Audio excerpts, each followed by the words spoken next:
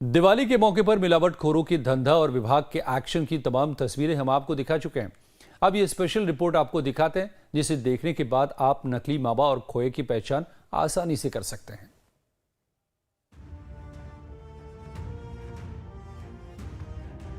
दिवाली का त्योहार नजदीक है और मिलावटखोरों का धंधा खूब फल फूल रहा है। हालांकि इसको लेकर विभाग की तरफ से छापेमारी के दौरान कई किलो नकली मावा और पनीर भी नष्ट किया गया है। लाइव टाइम्स लगातार नकली मावा और नकली पनीर को लेकर आपको आगाह कर रहा है। आप भी जान लीजिए, क्योंकि मसला आपकी सेहत से जुड़ा है कि ये नकली मावा और पनीर अगर आप इस्तेमाल करते हैं तो ये आपको किस हद तक नुकसान पहुंचा सकता है। पहले हम आपको बताएंगे कि आप नकली मावे और खोए की पहचान कैसे कर सकते हैं। स्टार्च को आइडेंटिफाई करने के लिए आयोडीन यूज होता है। जहां भी स्टार्च होगा, स्टार्च कहाँ होता है? पेपर पे होता है, स्टार्च होता है आपके जो भी अरारोट होता है, बहुत सारी चीजों पे स्टार्च होता है, आलू पे होता है। तो ये बच्चों को सिखाया जाता है कि जब भी स्टार्च का पता करना है, उसमें अगर आयोडीन की ड्रॉप डालेंगे तो वो एकदम डार्क नीला या काला बन जाएगा। अभी प्रैक्टिकल करके दिखाते हैं कि जैसे 2 तरह की मिठाइयाँ हमने रखी हैं, और अभी आप ये क्या ले रहे हैं और क्या करने वाले? ये है बीटाडीन, जो हमारे अस्पताल में रहता है और सबके घरों में बीटाडीन सॉल्यूशन होता है। किसी भी जख्म चोट लगने के बाद उसको एक कई नामों से होता है, इसे बोलते हैं पोविडोन आयोडीन। तो बेसिकली एक ये डार्क ब्राउन कलर का सॉल्यूशन होता है, जो कि अगर आप देखेंगे, हम थोड़ा सा ले रहे हैं इसको, और अब हम एक ड्रॉपर से लेके हम डालेंगे। तो हमने 2 प्लेटों में अलग अलग तरह की मिठाई ले रखी है। एक मिठाई है जो असली मिठाई है, देखिए हमने यहाँ पे डाला, और एक मिठाई नकली मिठाई है, हमने यहाँ पे डाल दिया।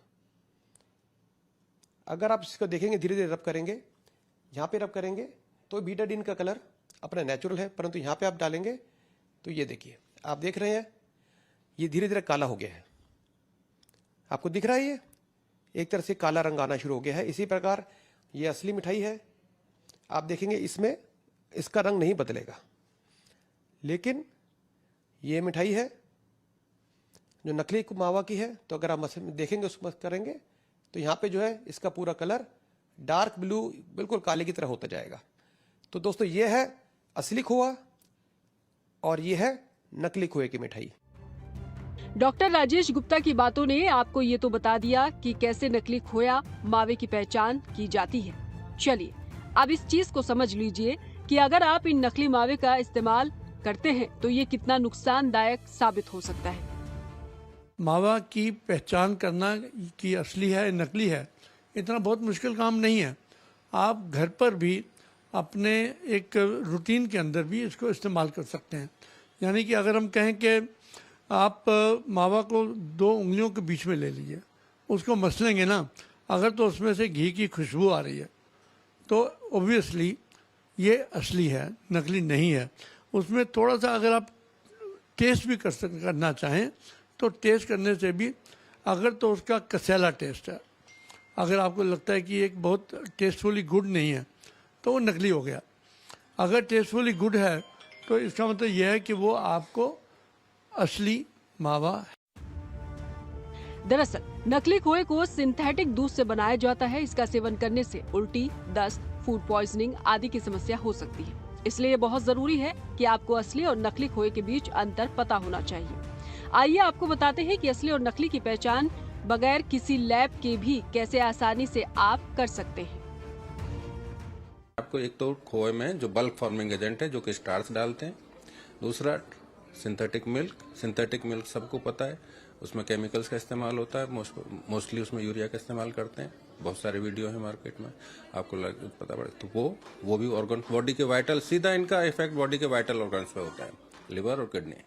ठीक है। तीसरा, अगर हम खोआ हमने दूध से बना लिया और उसको हम लंबे समय तक चलाना चाहते हैं तो उसमें भी प्रिजर्वेटिव का इस्तेमाल करेंगे, जिसकी एक नियमित मात्रा होती है कि प्रिजर्वेटिव हर चीज में यूज होता है, बट वो अगर हम उससे ज्यादा इस्तेमाल करते हैं तो वो आपके बॉडी को इफेक्ट डालेगा ही डालेगा। चाहे वो आप लंबे समय तक इस तरह के पॉइजन को लेते हैं, स्लो पॉइजन की तरह इस्तेमाल करता है, नर्व्स को टॉक्सिक करेगा, न्यूरोपैथी डेवलप होने लगेगी। और आप हैवी मात्रा में ले लेते हैं तो एक्यूट पॉइजन है।